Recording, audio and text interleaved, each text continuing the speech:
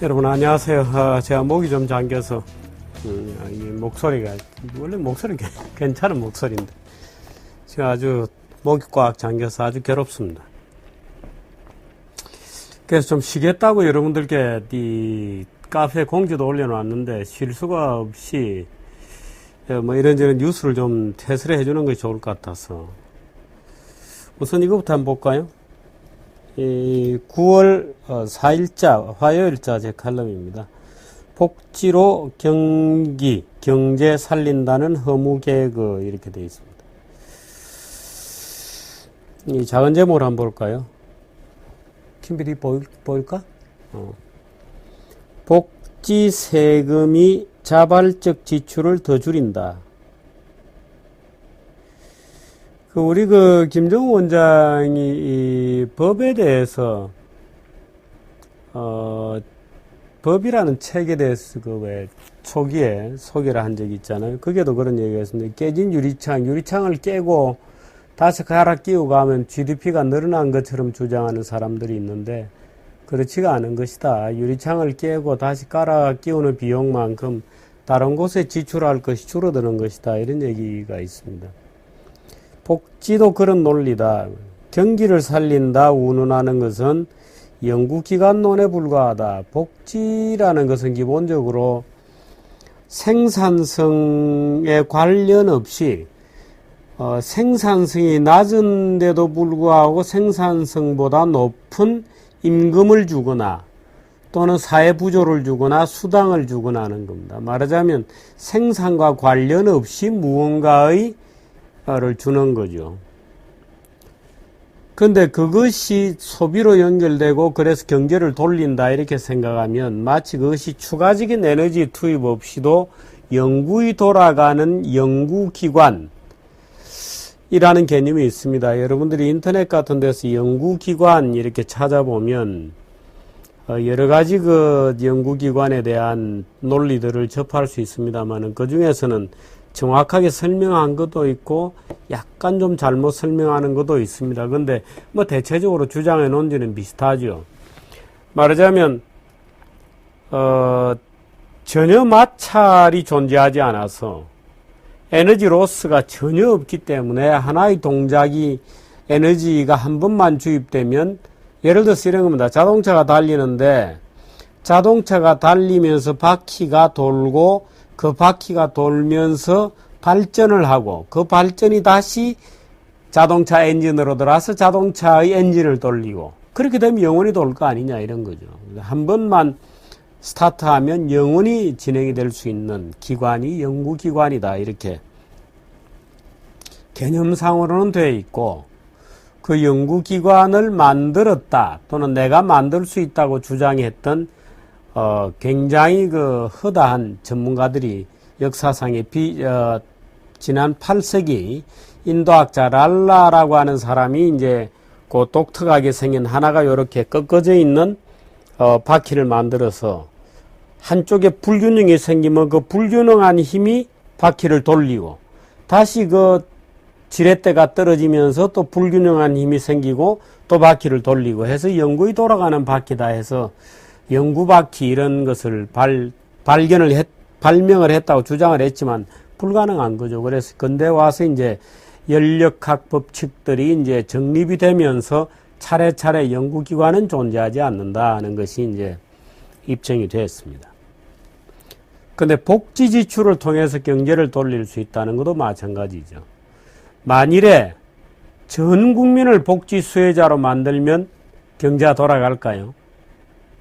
전 국민을 공무원으로 만들면 누가 공무원들에게 세금, 임금을 주죠? 물론 공무원들도 세금 내죠. 그러나 공무원 임금에서 세금 내고 나면, 조금밖에 안 남죠. 그 조금밖에 안 나는 지출을 하고 그걸 소득으로 삼아서 또 세금 내고 하면 이제 급속하게 고갈이 되어버리는 거지 돌아가지 않죠. 말하자면 복지라는 것은 기본적으로 적으면 적을수록 좋은 겁니다. 많아지면 많아질수록 그게 경제가 비효율적으로 돌아가게 되죠. 마치 연구기관이 존재하지 않는 것처럼 정상적인 생산성과 결부되어 있는 무언가의 어떤 분배 규칙이 아닌, 시장적 분배 규칙이 아닌 다른 어떤 정치적 분배 규칙도 낭비적 요소가 되는 거죠. 우리가 복지를 주장하는 것은 가난하고 굶주린 자에 대한, 또는 운이 좋지 않았거나 불의의 사고를 당했거나 하는 그런 정상적인 생활이 영위되기 힘든 어떤 상태에 도달한 우리 이웃들에 대한 동정공감의 규칙인 거죠. 말하자면 자비심의 규칙이고 이타심의 규칙입니다. 그래서 그것을 도와주자. 우리의 돈 중에서 일부를 떼서라도 그 사람들을 도와줘야 하지 않겠는가 하는 동정공감의 규칙에서 주는 거지. 무슨 복지를 통해서 경제를 돌린다고 하는 이런 잠꼬대는 연구기관에 대한 어떤 기대와 마찬가지로 허무한 개그에 지나지 않는다 하는 칼럼을 어제 제가 썼습니다. 여러분들이 한번 읽어봐 주셨으면 좋겠고, 오늘 이제 그와 관련된 이제 주요 행사가 있어서 하나 제가 소개를 해드리도록 하겠습니다. 한국경제신문 9월 5일자 기사입니다. 아마 정규제 TV를 자주 보는 분들은 이제 이 협회 이름을 알 겁니다. 몽페를랭 협회라고 1948년도 스위스의 온천이 나오는 휴양지 몽페를랭이라는 곳에서 프리드리히 하이에크가 전 세계 39명의 자유주의자들을 소집해서 몽페를랭 소사이어티를 구성하게 되면서 소위 자유주의의 부활을 알리게 되는 일대 소위 뭐라 그럴까요? 전사들의 어떤 모임이라고 할까요? 그게 이제 몽페를랭 소사이어티 협회가 구성이 되었는데, 지금 어제부터 어제라고 하는 날짜는 이제 9월 3일부터입니다. 9월 3일부터 이 체코의 프라하에서 이 몽페를랭 2012년도 총회가 열리고 있다는 뉴스가 9월 5일자 일면톱입니다. 자유주의 시장경제 시카고 학파의 대반격. 미국의 복지 실험이 금융위기 불렀다. 복지 실험이라는 것은 저소득층도 주택을 가질 수 있도록 해주자고 하는 서프라임 사태를 얘기하는 거죠. 그 서프라임이 되게 금융 투기 때문에 생겼다고 하는데 그렇지 않습니다. 그 금융 투기를 만들어낸 게 정부죠. 말하자면 저소득층도 집을 가질 수 있도록 해주자고 하면서 서브프라임, 프라임 등급이 나오지 않는 저신용자들에게도 금융기회를 주자 하고 이제 정부가 예산을 지원하고, 그 당시에 이제 그러니까 말하자면 주택 투기도 부추긴 겁니다, 정부가. 그러니까 집값이 올라가니까 저소득층은 자산 내 격차가 생긴다. 그러니까 집값은 필시 오를 거니까 저소득층에 정부가 또는 금융기관이 대출을 해주면 그 금융기관 대출을 해주어서 신용이 없더라도 그 집 자체를 담보로 해서 대출을 해주면 집값이 올라가면 저소득층도 돈을 벌 수 있을 거 아니냐고 하는 일종의, 그것도 연구기관 비슷한 개념이죠. 영원히 집값이 올라가야 이제 성립이 되는 논리인데, 이제 그런 것을 하면서 이제 미국이 서프라임에 대해서 정치권이 올인을 하게 되는 일련의 경과를 멜처 교수, 카네기 멜론 대학인가요? 그 멜처 교수가 쭉 이제 기조발제를 한 그런 내용이 이제 미 복지 실험이 금융위기 불렀다고 하는 내용입니다. 여러분 이 기사는 꼭 찾아서 읽어보시기 바랍니다. 이 몽페를랭 협회는 소위 케인지안 포퓰리즘에 중독되어 있고, 그 당시 2차 대전 직후에 사회주의에 전 세계가 경도되어 있을 때 사회주의적 방법은 결국에는 실패한다고 하는 슬로건을 내걸고 분석력, 예측력을 내걸고 조직된 순수한 시장 자유를 선언했던 바로 그 협회죠. 그 협회가 2012 프라하에서 총회를 열어서 쭉 이제 논문들이 발표되고 기조발제가 나오고 하는 그런 내용들이 이제 소개가 되어 있습니다. 그래서 이런 것들은 우리가 한번 좀 깊이 있게 참고를 해볼 만할 것 같다, 이런 느낌이 드는데, 이 기사를 읽어보면 이제 미국에서 그 당시에 어떻게 해서 서프라임이 빌 클린턴 시절에 등장이 되고, 그게 아들 부시죠. 부시 정부에로 넘어오고 예산이 어떻게 투입이 되고, 누가 거기에 이제 주택 대출협회에 이렇게 되어 있습니다. 이제 딴에 해설도 있고요. 이제 자세한 르포가 이제 소개되어 있습니다.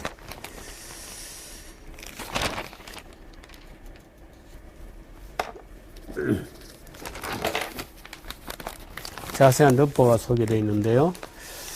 카네기 멜론 대학의 이제 멜처 교수가 케인지안들은 돈은 퍼부을 줄만 아는데 효율적 배분은 잘 모른다 하고 이제 쭉 얘기를 하고 있는데, 예를 들어서 월트 먼데일 민주당 대선 후보 캠프에서 일하던 선거 참모, 짐 존슨이라는 사람이 주택담보대출협회 회장 자리에 앉히면서 이게 시작이 되었다 하고 이제 설명이 쭉 나옵니다. 그 사실 우리나라에서는 최근에 금융위기 이러면 무슨 신자유주의가 무슨 책임을 져야 될 것처럼 되어 있는데 실제로는 그렇지 않습니다. 그래서 그런 내용들이 이제 쭉 소개되어 있으니까 여러분들이 한번 읽어봤으면 좋겠다 하는 느낌이 듭니다. 그래서 이제 어떻게 쭉 그 정치적으로 이제 국회의원들이 거기에 지원을 하게 되고 예산 지원을 하게 되고 무슨 히스패닉이다 이런 친구들이 이제 주택담보대출 서프라임 모기지 대출을 받아서 집을 사면 이제 지역 국회의원들이 가서 꽃다발 걸어주고 같이 사진 찍고 굉장했었거든요. 말하자면 그런 포퓰리즘이 미국의 금융위기를 만들어낸 거다. 또 그걸 돌아가도록 하기 위해서 금융투기를 부추긴 거다 하는 이제 내용들이 쭉 소개되어 있습니다. 그 지금 유럽에서 여러 가지 이제 QE3다 미국에서 또 유럽에서 재정위기 관련된 여러 가지 지출들을 하지만 전부 사실은 밑빠진 독에 물붓기식의 그걸 하고 있다 하는 내용들을 이제 하고 있습니다. 이 몽페르랑 소사이어티는 9월 3일 날 시작이 되어서 금요일까지, 그러니까 3, 4, 5, 6, 7 닷새 동안 회의를 합니다. 2년에 한 번씩 한다 그래요. 그 제목이 이렇습니다. 세션 1, 경기 침체와 사회주의자들의 리엔지니어링. 리엔지니어링이라는 말은 우리말로 하면 신장개업이죠. 뭐. 사회주의자들의 신장개업이. 사회주의자들의 신장개업이라는 제목으로 사실 제가 한번 글을 쓴다 그러다가 이제 아직 못 쓰고 있는데요. 여기서도 이제 사회주의자들의 리엔지니어링 이렇게 쓰고 있습니다. 복지국가 대 자본주의 세션 두 번째 제목이고, 세션 세 번째 제목이 밀턴 프리드만 탄생 100주년 회고.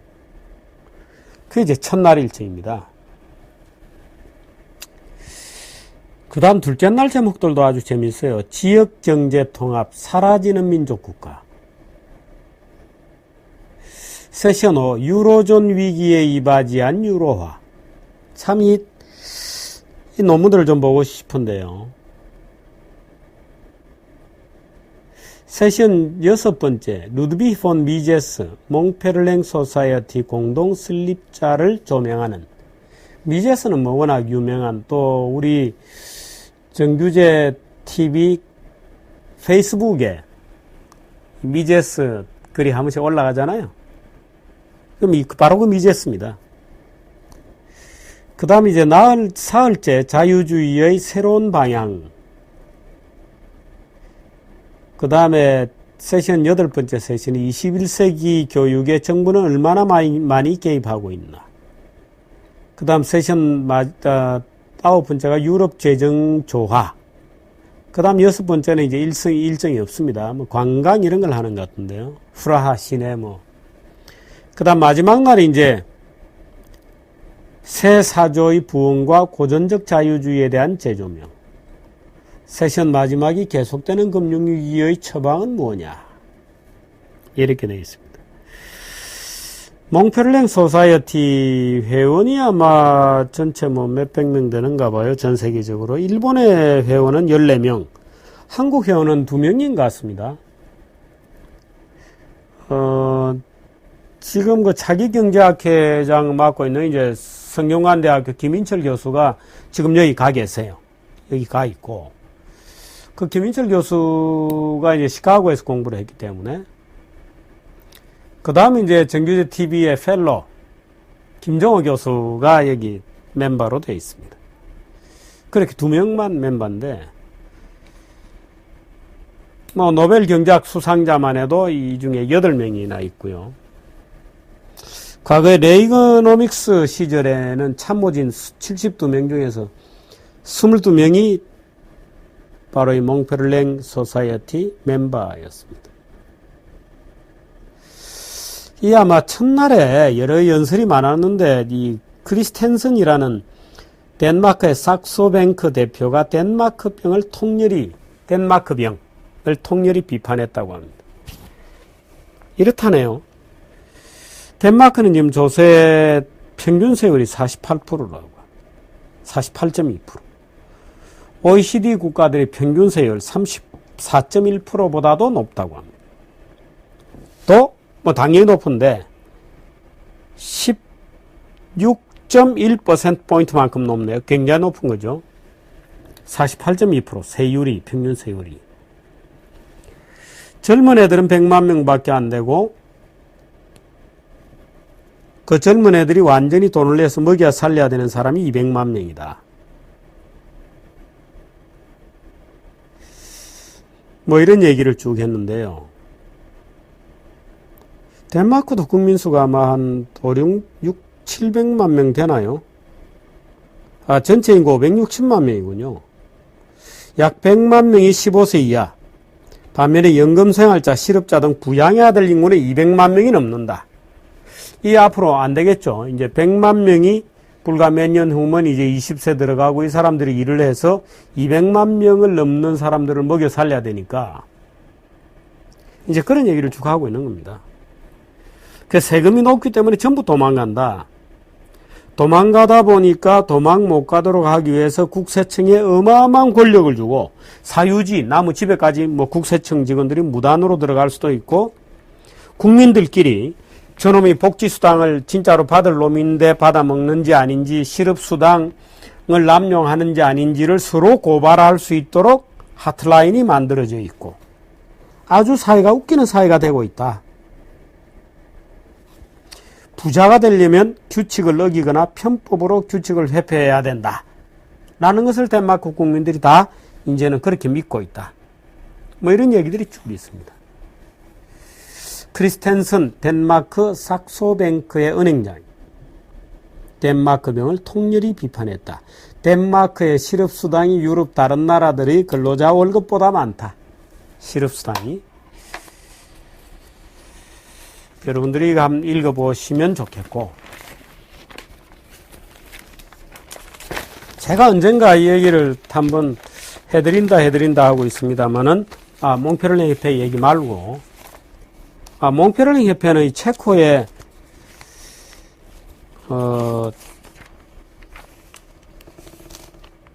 바츠라프 클라우스 체코 대통령이 첫날 사회를 했다 그래요. 바츠라프 클라우스 체코 대통령. 교수 출신이죠. 첫날 사회를 했다고 합니다. 우리나라도 그런 장면을 좀 봤으면 좋겠습니다만은.